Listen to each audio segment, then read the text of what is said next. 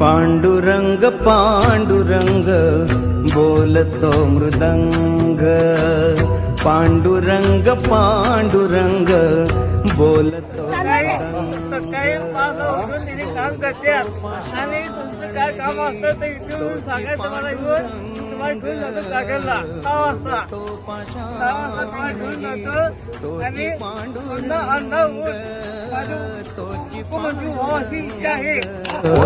पांडुरंग पांडुरंग बोलतो मृदंग, पांडुरंग पांडुरंग बोलतो मृदंग.